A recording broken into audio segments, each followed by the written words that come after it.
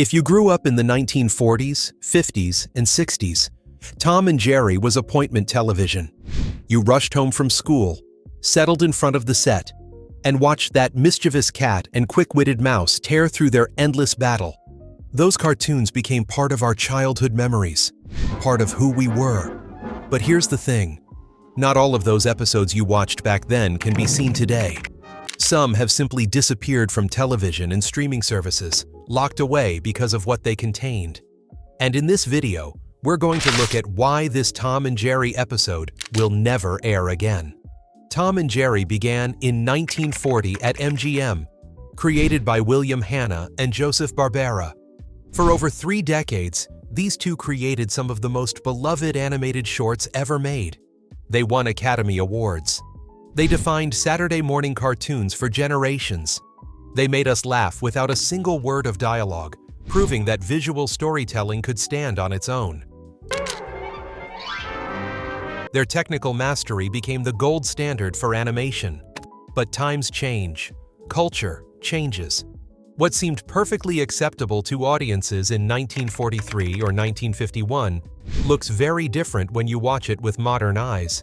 In 2020, HBO Max made headlines when it removed 17 Tom and Jerry episodes from its catalog, acknowledging that these cartoons contained imagery and stereotypes that didn't align with the network's values today. It was a pivotal moment, one that sparked conversation about censorship, about history, about what we do with art that reflects the prejudices of its time. The question wasn't new, but it became urgent in that moment. Should we erase these episodes from existence? Should we edit them and try to remove the problematic parts? Or should we acknowledge them as products of their era, while being honest about what made them problematic? There's no simple answer. That's the tension we're dealing with. To understand which episodes vanished and why, you have to understand what was actually in them. The Tom and Jerry cartoons were products of the 1940s and 1950s, a time when Hollywood's racial attitudes were entirely different from today. Animation, in particular, had a long tradition of racial caricatures that traced back to minstrel shows and earlier entertainment forms that we now recognize as deeply offensive. This wasn't something unique to Tom and Jerry. It was woven into the entire fabric of entertainment at that time. In some Tom and Jerry cartoons, this legacy appeared in character designs, in vocal performances, in situations played entirely for laughs that derived from harmful racial stereotypes. There was Mammy Two Shoes, the unseen black housemaid who appeared in numerous episodes, always depicted with a fat figure, always played as stupid or comical. There were other characters with exaggerated features and dialect that played directly into dehumanizing stereotypes. These weren't subtle background details you had to look carefully to find. They were front and center, central to how entire episodes were structured and where the comedy came from.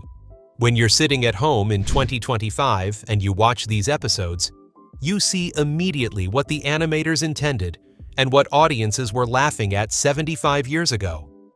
Between 17 and 23, Tom and Jerry episodes are essentially unavailable through legitimate channels, depending on which source you check and which streaming service we're talking about. Some estimates put the number even higher when you factor in international versions and different releases.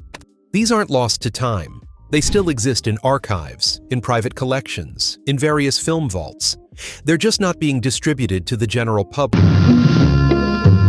through official channels anymore.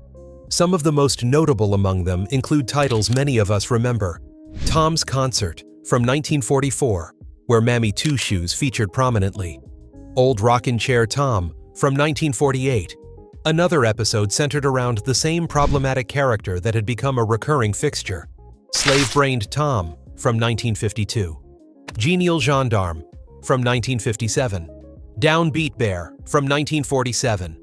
There are others, each with its own reason for vanishing from circulation. The irony is that many people who grew up with these cartoons didn't necessarily notice these elements when they were young. You watched Tom chase Jerry, you laughed at the physical comedy, and you moved on.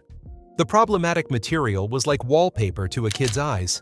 But when you're an adult, especially as an adult in a country that's having ongoing conversations about race and representation. Those elements become impossible to ignore. They jump out at you. You can't unsee them once you've actually looked. Here's something important to understand. Most of what made Tom and Jerry brilliant wasn't dependent on the problematic elements. The genius of these cartoons was in the timing, the slapstick, the creativity of the chase sequences. Tom would hide in a mousetrap. Jerry would lead him off a cliff. Dynamite would explode. A piano would fall on someone's head. That stuff transcended dialogue and cultural context entirely. It was pure visual storytelling. And it worked whether you were in America, Japan, or anywhere else in the world. If you took some of these episodes and simply edited out the troubling characters or imagery, you'd still have funny cartoons. The core comedy would remain intact. You'd lose maybe 2 minutes of content, but the fundamental entertainment wouldn't suffer. But that's complicated too, because it means altering the original work, changing what the creators intended. It means being a curator of history rather than a preservationist. Different networks have handled this differently. Some have edited episodes for reruns, some have removed them entirely, and some have kept them with disclaimers or introductions explaining what viewers are about to see. The challenge is that the cultural context surrounding a joke fundamentally changes what the joke means.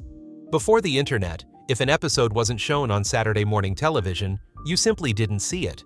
Maybe you'd catch it on a rerun in the 1970s or 1980s. Maybe you'd never see it at all. You might remember it from childhood and have only hazy recollections of what it actually contained. That was the natural state of forgotten media. Things faded from memory.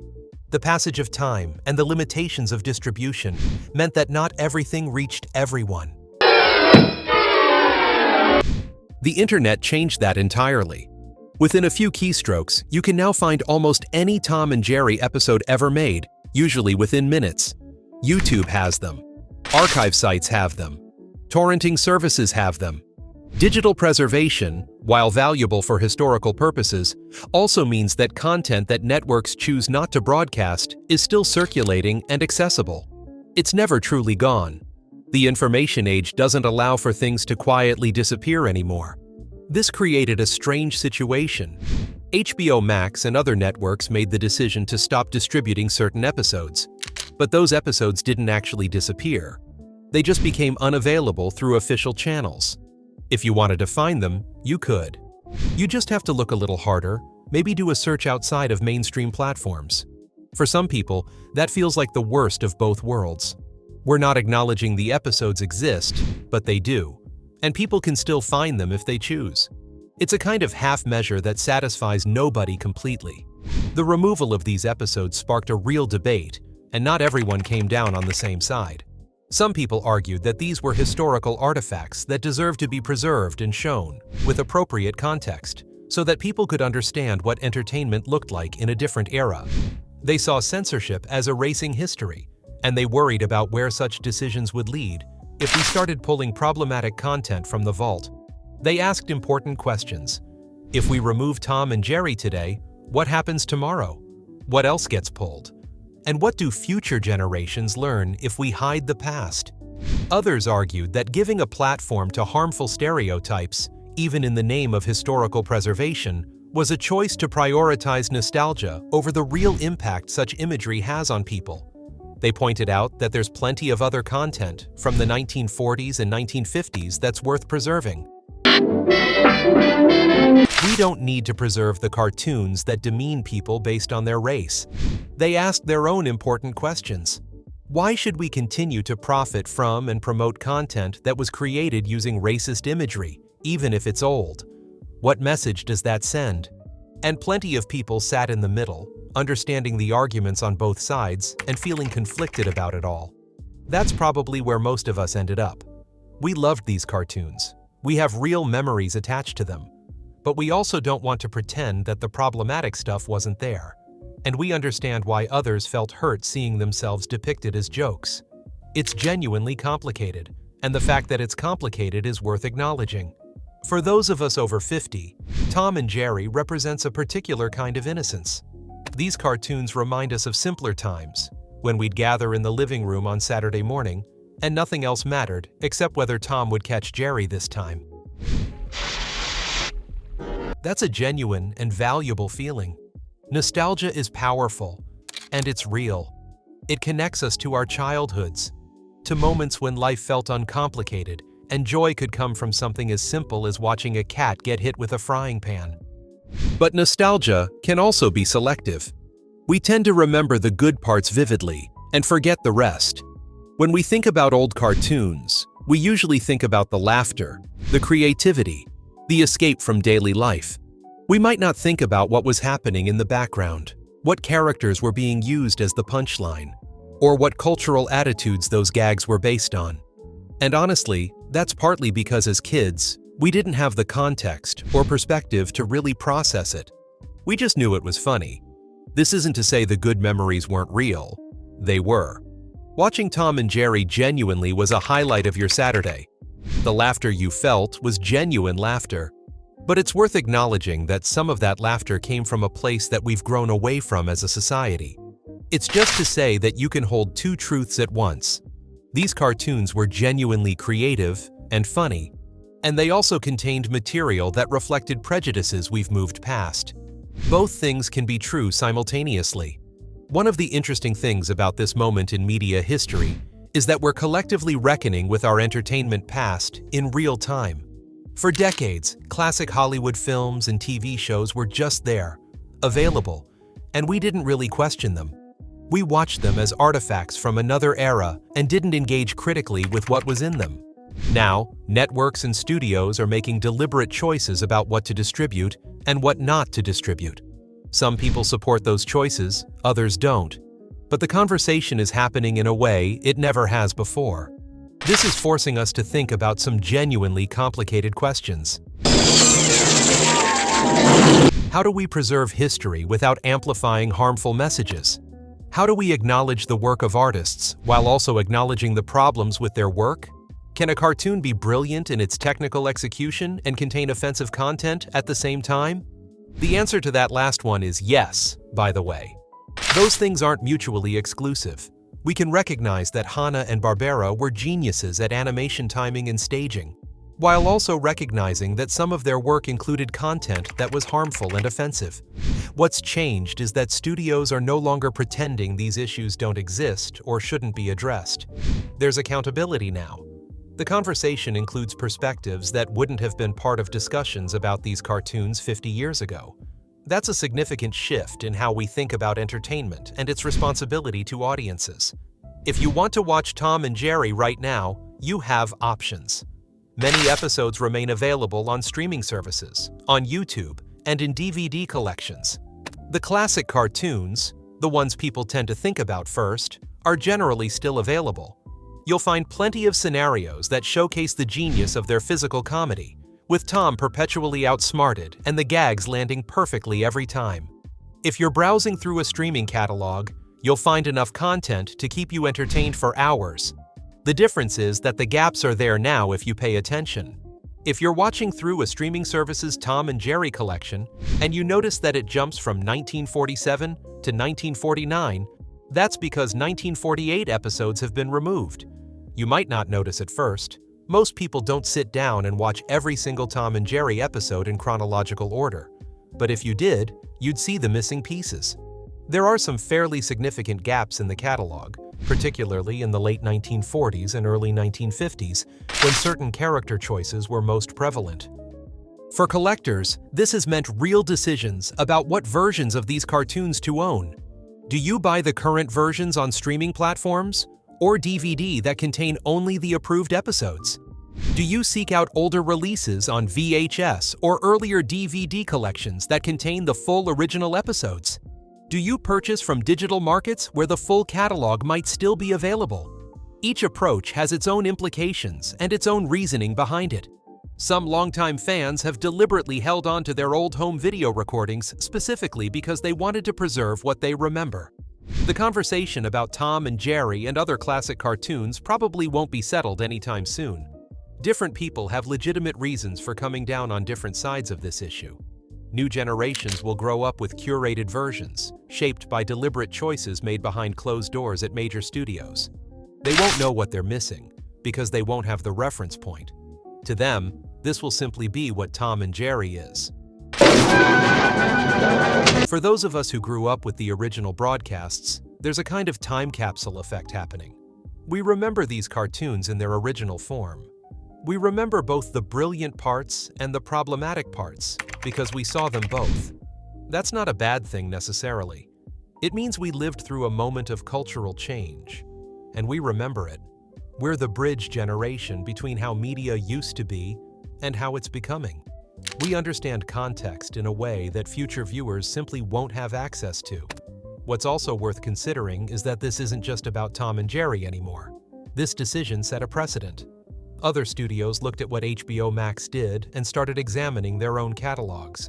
Classic Disney films, old Looney Tunes cartoons, vintage television shows, all of them came under scrutiny. The choices being made now will shape what entertainment from this era survives and how it's presented. We're living through a moment where the standards for what gets distributed publicly are being actively redefined. The truth is that media preservation and cultural values don't always align perfectly. Sometimes we preserve things that we also critique. Sometimes we decide not to preserve certain things at all. There's no perfect answer, and different people will reasonably come to different conclusions about whether this was the right call. Some will argue we're erasing history. Others will argue we're finally taking responsibility for what we put out into the world. Most of us probably feel a bit of both. What we can say for certain is that these decisions are being made consciously now, not accidentally or thoughtlessly. Networks aren't pretending these episodes don't exist. They're making deliberate choices about them. Whether those choices are right is something each of us gets to decide for ourselves based on our own values and beliefs. But what's undeniable is that the media landscape has shifted, and there's no going back to a time when these decisions weren't being made. Tom and Jerry gave us decades of laughter and creativity. These cartoons were technical marvels for their time, and many of them still hold up beautifully today when you watch them. The animation quality, the timing, the innovation in how physical comedy could be told through moving drawings, all of that remains genuinely impressive. Hanna-Barbera created something that transcended their era in many ways. Their work earned respect from animators and filmmakers for generations to come. But they were also products of an era with very different attitudes than what we have today. And some of that era's prejudices made their way into the final product. That's not a judgment on them as people, or even as artists. It's simply a historical fact. The people who created these cartoons were working within the cultural context of the 1940s and 1950s. And that context included attitudes that we've moved past. We can acknowledge their genius, while also acknowledging that they operated within the limitations and prejudices of their time. The episodes that have been pulled from circulation represent a moment where the entertainment industry decided to take responsibility for what it was distributing. You can agree with that decision or disagree with it, but it's clear this wasn't accidental. These cartoons are unavailable because someone made a choice about that, reflecting shifts in what society values and what we want represented in our media. It's a sign that we're learning to think more carefully about the messages we broadcast and the imagery we normalize. If you grew up watching Tom and Jerry, you have your memories of these cartoons, and those memories are yours to keep. They're real, they're valid, and they matter. If you want to see the episodes that are no longer in mainstream distribution, you can still find them if you look hard enough. If you want to watch only the versions that networks have decided are appropriate, you can do that too. You get to make that choice. And that's how it should be. What matters is that you're aware of what happened, why it happened, and what it means. You're making an informed choice rather than accepting things blindly. The story of Tom and Jerry isn't just a story about cartoons. It's a story about how we, as a society, are learning to reckon with our past. It's about understanding that nostalgia and critique can coexist. It's about recognizing that something can bring us genuine joy and genuine harm at the same time. These are the conversations we need to be having, not just about animation, but about all of our cultural artifacts. If you found this look at television history interesting, we'd love for you to like this video and subscribe to the channel. We're constantly exploring stories like this, the ones behind your favorite entertainment, the ones that show you how media has changed and what those changes mean. We dig into the decisions that shape what we watch and why those decisions matter. On this channel, we examine the forgotten details of pop culture history. We look at why beloved shows got canceled, why certain movies disappeared, and what happened behind the scenes of the entertainment you grew up with. We're interested in the stories that networks don't always want to tell, the messy, complicated histories of the media that shaped us. If you care about understanding the entertainment you loved, and you want to think more critically about the media you consume today, this is the place for you. Subscribe so you don't miss the next one, and hit the notification bell so you're always in the loop. Thanks for watching, and we'll see you next time.